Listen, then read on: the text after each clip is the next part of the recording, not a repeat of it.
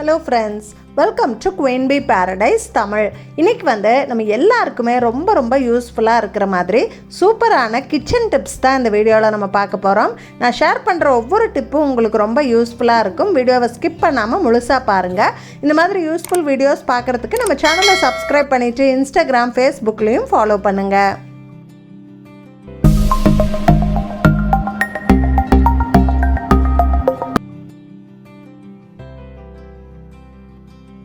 சில சமயம் நம்ம பட்டாணி, கொண்டைக்கடலை எல்லாம் வச்சு ஏதாவது ரெசிபி பிளான் பண்ணியிருப்போம். ஆனால் நைட்டே அதை ஊற வைக்க மறந்து போயிருப்போம்.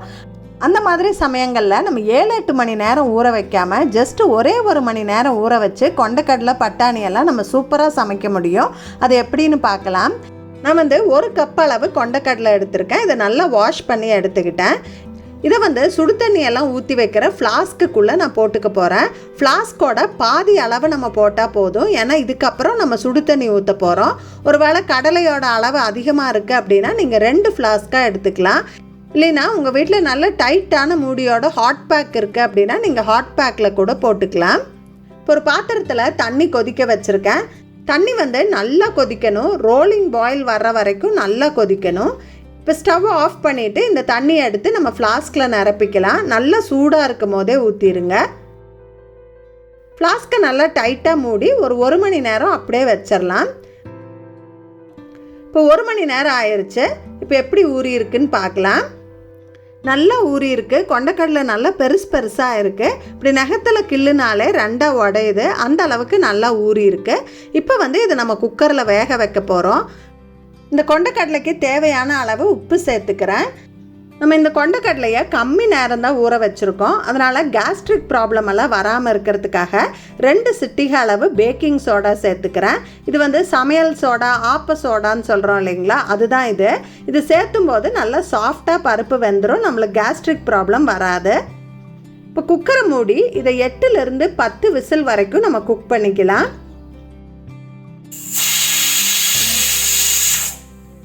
இப்போ விசில் நல்லா ஆறிடுச்சு. இப்போ கொண்டைக்கடலை நல்லா சாஃப்டாக வெந்திருக்கு. நம்ம நைட்டு ஃபுல்லாக ஊற வச்சு செய்கிற மாதிரியே நல்லா சாஃப்டாக வெந்திருக்கு. நீங்கள் நைட்டே கடலை எல்லாம் ஊற வைக்க மறந்துட்டீங்க அப்படின்னா கண்டிப்பாக இந்த மெத்தட் ட்ரை பண்ணி பாருங்கள். ஈஸியாக இருக்கும். நம்ம கடையில் இருந்து தேன் பாட்டில் வாங்கும்போது என்னதான் ஆர்கானிக் ஹனி அப்படின்னு பார்த்து வாங்கினாலும் அது ஒரிஜினல் தேனா அப்படின்னு நம்மளுக்கு ஒரு சந்தேகம் இருந்துக்கிட்டே இருக்கும். நம்ம வாங்கியிருக்க தேன் ஒரிஜினலா இல்லை கலப்படமானு கண்டுபிடிக்கிறதுக்கு 2 மெத்தட் இருக்குது. முதல் மெத்தட் ஒரு சின்ன பவுலில் கொஞ்சம் தண்ணி எடுத்துக்கோங்க. தண்ணி ரூம் டெம்பரேச்சரில் இருக்கிற மாதிரி பார்த்துக்கோங்க. சூடாவோ இல்லை ஜில்லுனோ இருக்கக்கூடாது. இதில் நம்ம தேன் பாட்டிலிருந்து கொஞ்சமாக தேனை ஊற்றிக்கலாம். இந்த தேன் பார்த்திங்கன்னா அப்படியே கீழே போய் தங்கிரும். அது கரையாது. அந்த தண்ணியோட கலரை மாற்றாது. நம்ம அந்த மேலே இருக்கிற தண்ணியை நம்ம அப்படியே சாய்ச்சி வடிச்சுக்கலாம். அப்போ தேன் கலங்காமல் அப்படியே கீழே தான் நிற்கும். இப்படி நின்றுச்சுன்னா இது ஒரிஜினல் தேன் அப்படின்னு சொல்கிறாங்க.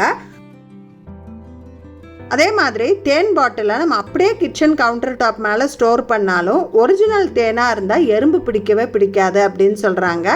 கலப்பட தேனாக இருந்தால் கண்டிப்பாக எறும்பு பிடிக்கும் அப்படின்னு சொல்கிறாங்க. உங்கள் எக்ஸ்பீரியன்ஸில் ஒரிஜினல் தேனில் எப்போவாவது எறும்பு பிடிச்சிருக்கா அப்படின்னு கமெண்ட்ஸில் சொல்லுங்கள். காலையில் நேரம் அவசரமாக சமையலை முடிக்கணுங்கும் போது இந்த உருளைக்கிழங்கு உரிக்கிறது கொஞ்சம் சிரமமான வேலையாக இருக்கும். சில சமயம் தோலே உரிக்க வராது, இல்லை சூடாக இருக்கும். சூடு ஆறுற வரைக்கும் வெயிட் பண்ண முடியாது. அந்த மாதிரி சந்தர்ப்பங்களில் ஈஸியாக அந்த தோலை உரிக்கிறதுக்கு ஒரு மெத்தட் பார்க்கலாம். உங்கள் வீட்டில் இந்த மாதிரி ஃபுல்கா ஸ்டாண்டு இல்லை பிரி வளையம் ஏதாவது இருக்குது அப்படின்னா அதை எடுத்து ஒரு தட்டு மேலே வச்சுக்கோங்க.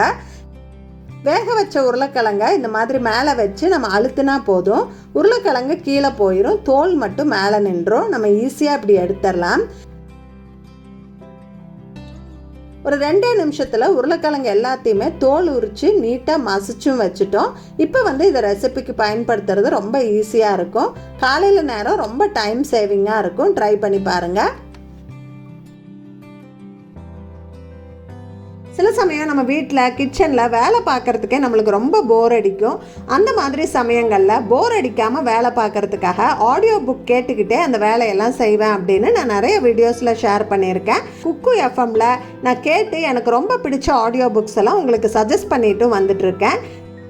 அந்த வகையில் நான் இந்த வாரம் கேட்டுட்ருக்கக்கூடிய புக்கு எதுன்னு பார்த்தீங்கன்னா the courage to be disliked அப்படிங்கிற ஒரு அருமையான புக்கு.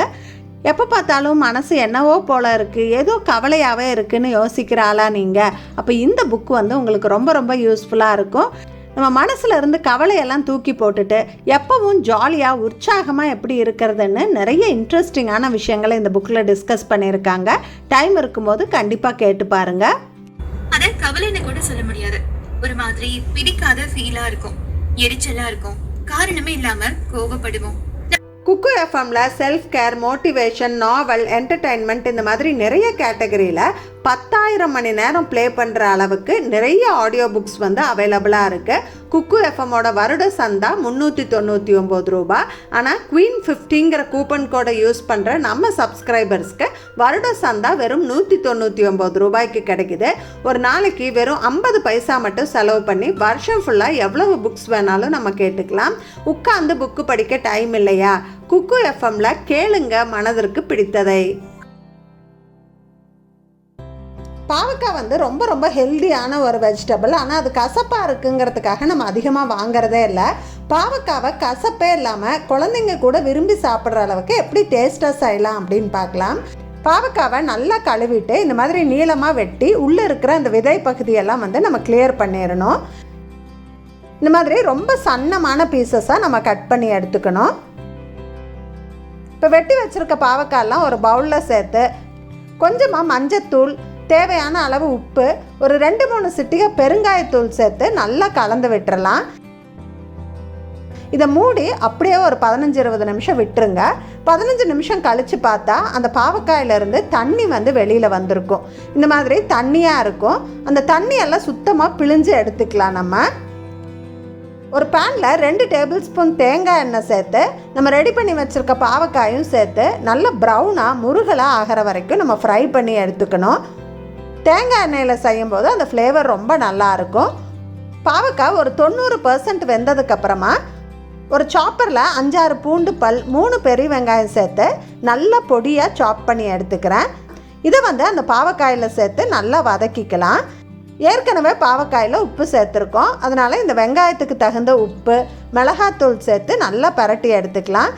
இதை வந்து இப்படியே பொரியல் மாதிரியும் சர்வ் பண்ணலாம். இல்லை உங்களுக்கு தொக்கு மாதிரி ரைஸில் பிசைஞ்சு சாப்பிட்ற மாதிரி வேணும் அப்படின்னா இதில் ஒரு 4 தக்காளியை நல்லா சாப் பண்ணி சேர்த்துட்டு தொக்கு மாதிரி ஆகிற வரைக்கும் நல்லா பரட்டிட்டு கடைசியாக கொஞ்சம் கருவேப்பிலை சேர்த்து நம்ம பரட்டி இறக்கிக்கலாம். இது சாதத்தில் பிசைஞ்சு சாப்பிட்றதுக்கு ரொம்ப நல்லாயிருக்கும்.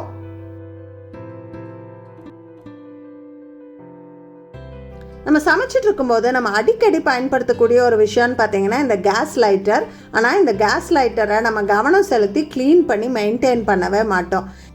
இதில் வந்து பார்த்திங்கன்னா ரொம்ப எண்ணெய் பிசுக்கு அழுக்கெல்லாம் சேர்ந்துடும். நம்ம இதை தொட்டுட்டே நம்ம வந்து சமைப்போம் இல்லைங்களா? அதனால் இதை க்ளீன் பண்ணி மெயின்டைன் பண்ண வேண்டியது ரொம்பவே அவசியம். இதை வந்து நம்ம வாஷ் பண்ண முடியாது. வாஷ் பண்ணால் லைட்டர் வேலை செய்யாமல் போயிடும். இதில் இருக்கக்கூடிய எண்ணெய் பிசுக்கு அழுக்கெல்லாம் ஈஸியாக எப்படி க்ளீன் பண்ணுறது அப்படின்னு பார்க்கலாம். இதை க்ளீன் பண்ணுறதுக்கு ஒரு ஈஸியான மெத்தட் இருக்குது. நம்ம வீடு துடைக்க பயன்படுத்தக்கூடிய ஃப்ளோர் கிளீனர் இருக்குது இல்லைங்களா? அது இருந்தாலே போதும். இந்த லைட்டரை நம்ம ஈஸியாக க்ளீன் பண்ணிடலாம். ஒரு பஞ்சில் கொஞ்சமாக இந்த மாதிரி லிக்விட் ஊற்றிட்டு அதை பயன்படுத்தி இந்த பிசுக்கையெல்லாம் நம்ம அழுத்தி தேய்ச்சோம் அப்படின்னா அது வந்து ஈஸியாக க்ளீன் ஆயிரும். நல்லா எல்லா பக்கமும் தேய்ச்சி விட்டுட்டு ஒரு ஈர துணி வச்சு இந்த மாதிரி தொடச்சி எடுத்துக்கலாம். ஒரே நிமிஷத்தில் நம்ம லைட்டர் வந்து பளிச்சுன்னு க்ளீன் ஆயிரும். பாருங்கள், இங்கெல்லாம் எவ்வளோ எண்ணெய் பிசுக்கு இருந்தது அது எல்லாமே போயிருச்சு. ரொம்ப நீட்டாக புது லைட்டர் மாதிரி ஆயிடுச்சு. உங்களுக்கே டிஃப்ரென்ஸ் தெரியும்னு நினைக்கிறேன். அந்த எண்ணெய் பிசுக்கு அழுக்கெல்லாம் சுத்தமாக போயிருச்சு. பளிச்சுன்னு புது லைட்டர் மாதிரி ஆயிடுச்சு. நீங்களும் இந்த மெத்தட் கண்டிப்பாக ட்ரை பண்ணி பாருங்கள். சில சமயம் நம்ம வீட்டில் உளுந்து வடை பண்ணும்போது அந்த வடை வந்து ரொம்ப எண்ணெய் குடிச்சிரும், ரொம்ப ஆயிலியாக இருக்கும். கொஞ்சம் ஆறுனதுக்கப்புறம் பார்த்தா ஹார்ட் ஆயிரும். நம்ம ஹோட்டல்லலாம் சாப்பிட்ற மாதிரி கிறிஸ்பியாகவே இருக்காது. உளுந்து வடையை ரொம்ப கிறிஸ்பியாக சாஃப்டாக அதிகமாக எண்ணெய் குடிக்காமல் எப்படி பண்ணுறது அப்படின்னு பார்க்கலாம். இதுக்கு வந்து நம்ம 3 மெயினான டிப் வந்து ஃபாலோ பண்ணணும். முதல் டிப் என்னன்னு பார்த்தீங்கன்னா, உளுந்தை வந்து நம்ம அதிக நேரம் ஊற வைக்கக்கூடாது. 2லேருந்து 3 மணி நேரம் ஊற வச்சா போதும். ஓவர் நைட்டெல்லாம் ஊற வச்சோம் அப்படின்னா அதிகமாக எண்ணெய் குடிச்சிரும். ஃபஸ்ட்டு மிக்ஸி ஜாரில் கொஞ்சம் இஞ்சி, பச்சை மிளகாய், கருவேப்பிலை, மிளகு சேர்த்து ஒரு ஓட்டி எடுத்துக்கலாம். இதெல்லாம் முழுசாக சேர்த்துனோம் அப்படின்னா வாயில் கடிப்படும், அந்த வடை சாப்பிட்ற இன்ட்ரெஸ்டே போயிடும்.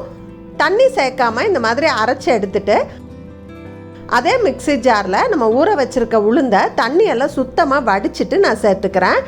வடைக்கு அதிகமாக தண்ணி விட்டு அரைக்கக்கூடாது, அதே சமயம் மாவு சூடாகக்கூடாது. அதனால் நான் ஒரு 3-4 ஐஸ் க்யூப் சேர்த்து அரைச்சிக்கிறேன். இந்த அளவுக்கு சாஃப்டாக அரைச்சி எடுத்துக்கிட்டேன். மாவு ரொம்ப தண்ணி ஆயிடக்கூடாது, ஓரளவு திக்காக இருக்கணும். அப்போ தான் நம்ம வடை தட்டி போட முடியும். இப்போ இந்த மாவில் நம்ம அரைச்சி வச்சுருக்க பேஸ்ட், உப்பு, பெருங்காயத்தூள், வெங்காயம், கொத்தமல்லி தலையெல்லாம் சேர்த்து ஒரு சின்ன விஸ்கு வச்சு ஒரு 5 நிமிஷமாவது நல்லா பீட் பண்ணணும். அப்போ அந்த காற்றெல்லாம் உள்ளே போய் ட்ராப் ஆகிட்டு மாவு ரொம்ப லைட் ஆயிரும்.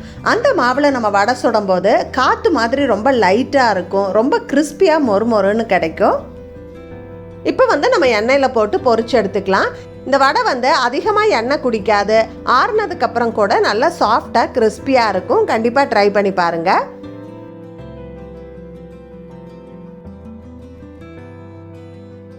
சில சமயம் நம்ம கேரட், பீட்ரூட் எல்லாம் வாங்கிட்டு அதை நிறைய நாள் பயன்படுத்தாமல் வச்சுட்டோம் அப்படின்னா அதை ஃப்ரிட்ஜில் வச்சுருந்தாலும் சரி, வெளியில் வச்சுருந்தாலும் சரி, அந்த காயெல்லாம் வாடி ஒரு மாதிரி சாஃப்டாக ஆயிரும். இப்படி அழுத்தி பார்த்தாலே சாஃப்டாக இருக்கும். இப்போ இந்த காய் ஸ்டிஃபாக இல்லாததால் நம்மளுக்கு துருவறதுக்கெல்லாம் சரியாகவே வராது. இந்த காயை சமைக்கலாமா வேண்டாமா அப்படின்னு நம்மளுக்கு டவுட் வந்துடும். இந்த மாதிரி வாடி போய் சாஃப்டாக இருக்கக்கூடிய காய்கறிகளை மறுபடியும் பழையபடி நல்லா ஃப்ரெஷ்ஷாக புதுசாக வாங்கின காய் மாதிரி மாற்றுறதுக்கு ஒரு சிம்பிளான டிப் பார்க்கலாம். இந்த பீட்ரூட் எல்லாம் நல்லா கழுவி எடுத்துக்கிட்டேன். இதை ஒரு பாத்திரத்தில் வச்சு அந்த பீட்ரூட் மூழ்கிற அளவுக்கு தண்ணி ஊற்றி இதை மூடி நம்ம ஃப்ரிட்ஜில் வச்சிட போகிறோம். ஃப்ரிட்ஜில் சில்னஸ் அதிகமாக இருக்கக்கூடிய ஷெல்ஃபில் வைங்க. சில்லர்லேயோ இல்லை அதுக்கு கீழே இருக்கிற ஷெல்ஃப்லேயோ வச்சுட்டு ஒரு 1/2 மணி நேரம் அப்படியே விட்டுறலாம். 1/2 மணி நேரம் கழித்து எடுத்து பார்த்தோம் அப்படின்னா அந்த தண்ணியெல்லாம் லேசாக கலர் மாறி இருக்கும். இப்போ நம்ம எடுத்து பார்த்தோம் அப்படின்னா பீட்ரூட் நல்லா ஃப்ரெஷ்ஷாக இருக்கும், சாஃப்டாக இல்லாமல் நல்லா ஹார்டாக இருக்கும். இப்போ நம்ம கட் பண்ணி பார்த்தோம் அப்படின்னா பீட்ரூட் நல்லா ஃப்ரெஷ்ஷாக இருக்கும். நம்ம புதுசாக வாங்கின பீட்ரூட் மாதிரி நல்லா ஹார்டாக இருக்கும்.